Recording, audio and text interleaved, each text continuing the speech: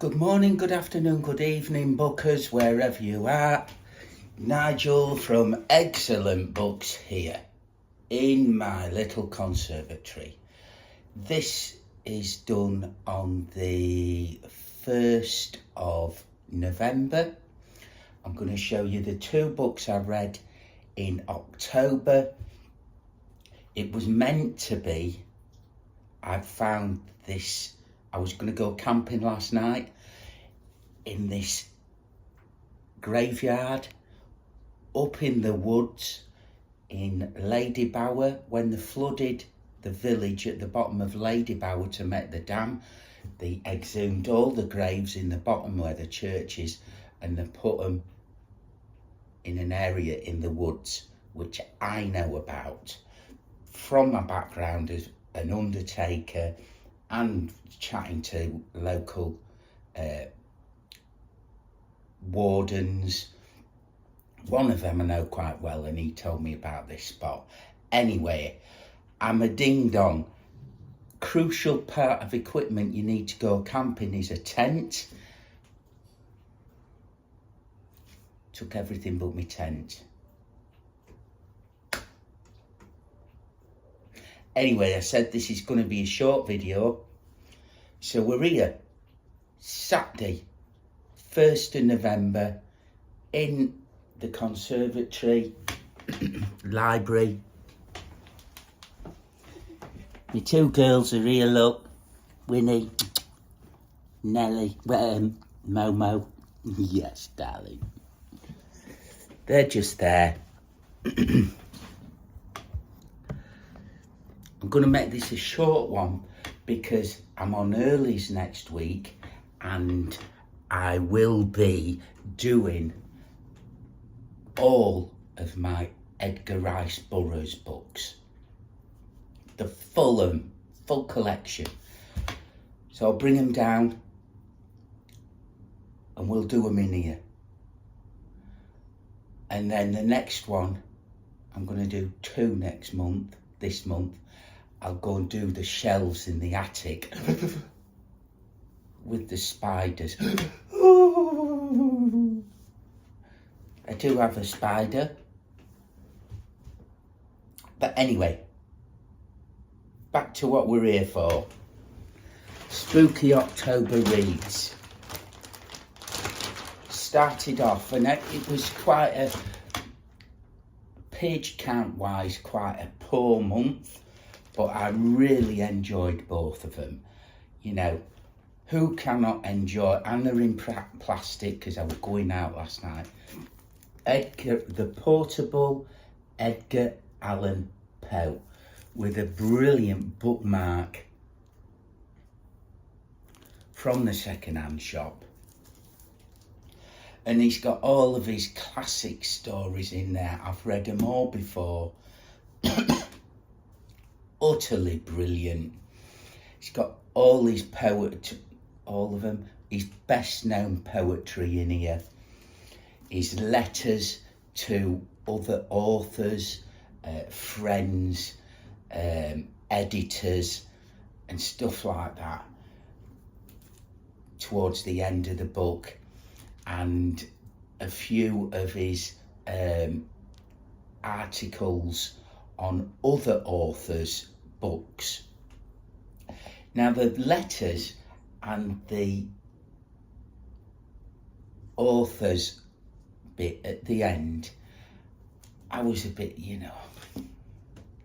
they're all right, but that ain't what I class as Edgar.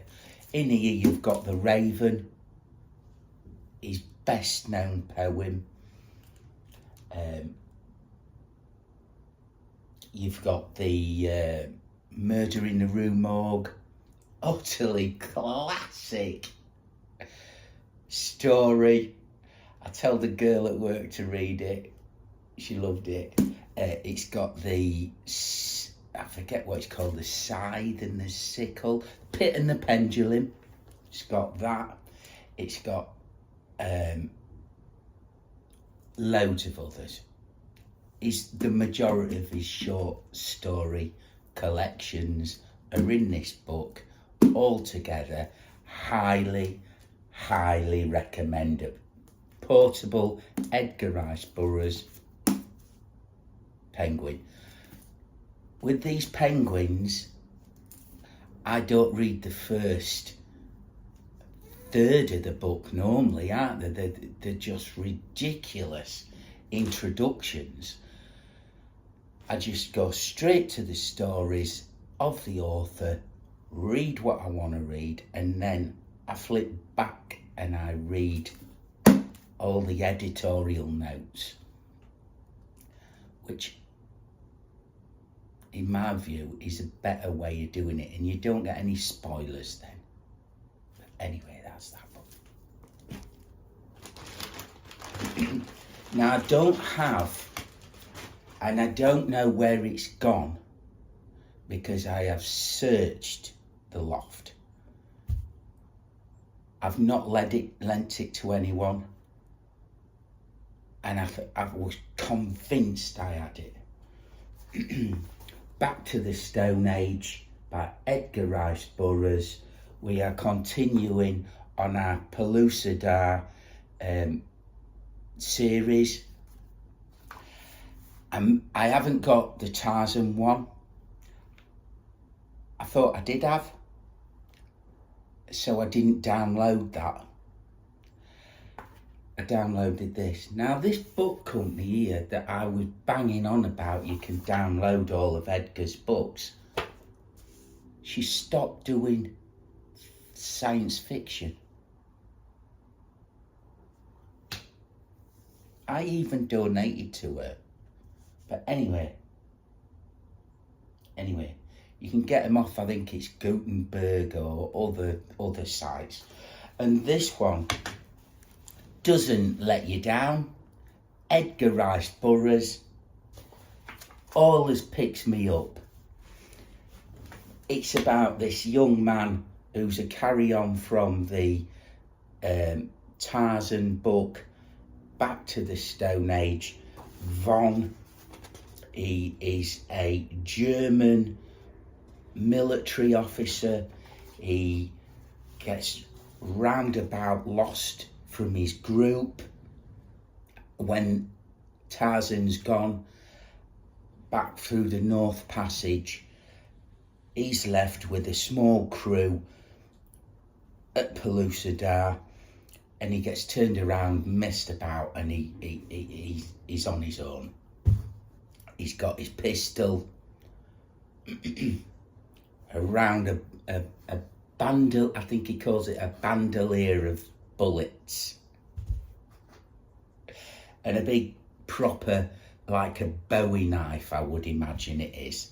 The German, I don't know what the German version of a Bowie knife is, but military version, I imagined him with a Bowie knife, with a bone handle. But anyway, he gets turned around, lost about,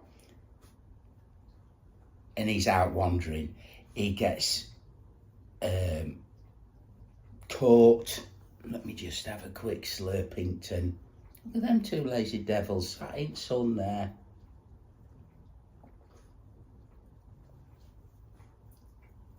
Cheers. He gets turned around, lost. He gets kidnapped by this first group of cave people.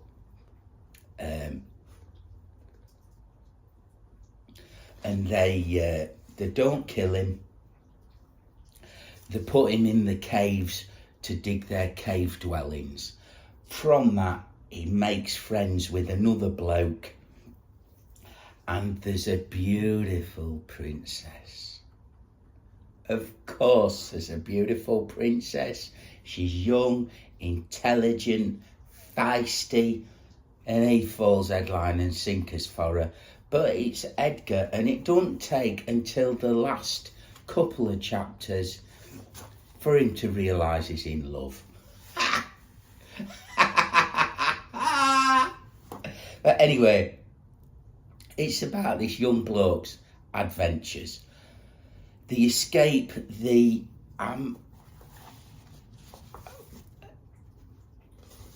each group that he comes into contact with have all got different names, and I can never remember the names. But anyway, the escape. This bird won't go with him. He clocks her, puts her on his shoulders, escapes with her, because he's not leaving anyone. He's not leaving any slaves. They escape, and she hates him, absolutely hates him, because she's a princess, don't forget. So he makes good friends with this one geezer who is heading back home, his village. So they set off on this trek. They get caught by another tribe of mammoth men. Is it the mammoth men of the woods? They get caught in the woods of death. They get put underground, and they're so skinny they get fattened up because these are cannibals. And they escape, and they come across this next area of men, which are I think they're called the Antelope tribe or something like that.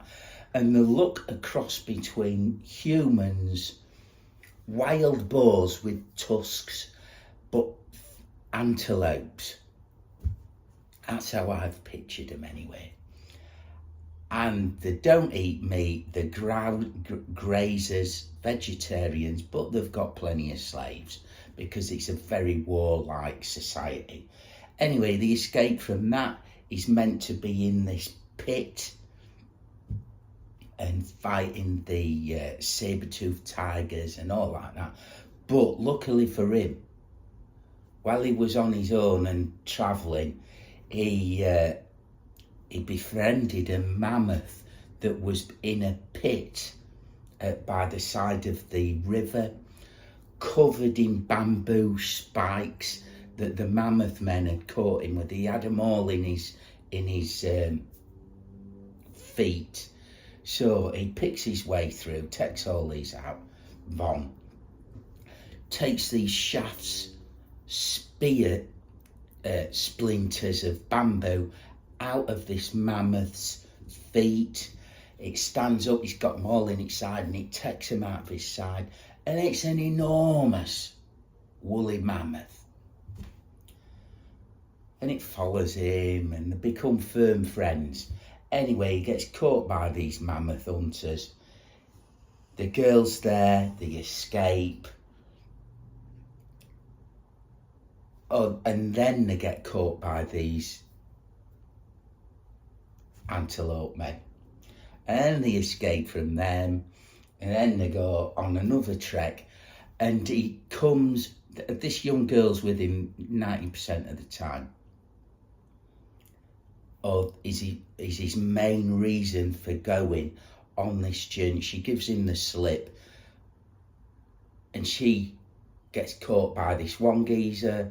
That's when they come to this tusk antelope people. She gives him the slip. She fucking hates poor Von. Or she appears to. He cannot do anything right. But anyway, he's following her to his village. Gets to his village, and there's this bloke called Gaz, who is he's a huge fella. He's really violent. He's took over running the village because the girl who's a princess, her dad, has gone to find her. He's took over the village, and he's making a ash of it. No one likes him. So Von, being a prime character in Edgar Rice Burroughs, is particularly good at fighting, hand-to-hand combat. He's very agile. He knows how to pop a shot out, and he beats up this geezer. Falls on him, picks up a knife, and they have a knife fight. Gaz ends up dying, stabbed by Von on a stone knife. He comes back, Von takes over charge of the village, marries the princess. Because he's now the leader of the village, she's in love with him. You hear about this party of strangers right at the end of the book.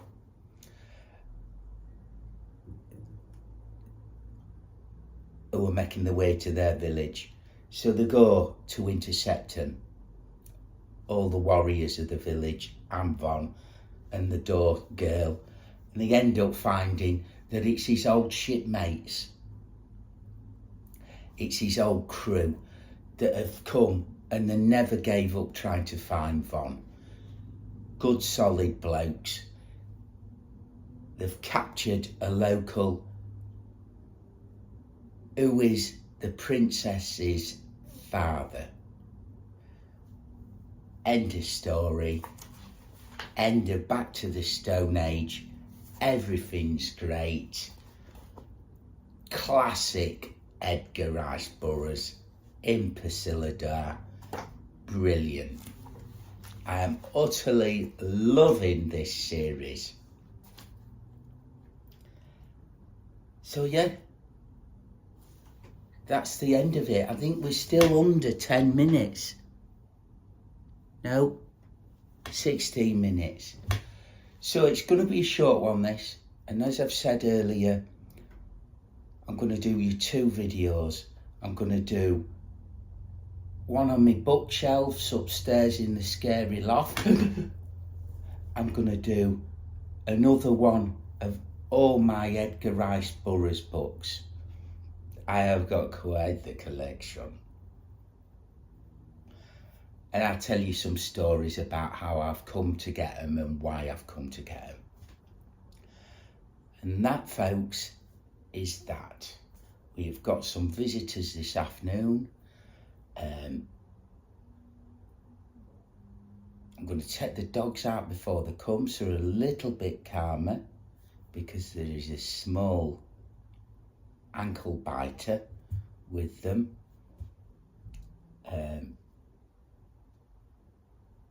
So we want Mo nice and calm. Anyway, that's me rambling. I hope you lot have a right good November. Loads of reading. Loads of questions. There was in one of my last comments, I forget who you are, and I do apologise, asked about the plastic covers that I use. I've got a few different types that I use for the books in the loft. I did go and buy comic book covers. You can get them in comic book size and the smaller ones, but they are massively expensive. So I never bought them again. I do have some left. I've also called Ziploc bags. I got them off Amazon. When I go upstairs and show you me what's it, I'll get them and show you properly. They normally have 3 white lines on them, different sizes, from really little pill bottle ones to big A4 ones. 300 for a couple of quid. You can just rip them out. I cut the Ziploc bit off and then sellotape them up. Dead cheap. They're the ones I use. I also, here they are, look, this is the massive big ones, clear plastic, just Ziploc. You squeeze them together and do that, and it's waterproof. And you can buy them off Amazon or eBay or any more of them other internet sites, and they fit. You could put them in that way if you wanted. But I cut the top Ziploc bit off and sellotape it. Next to nothing, cheap as chips. That's what I use. I'll see you all later on this month, and have good reading.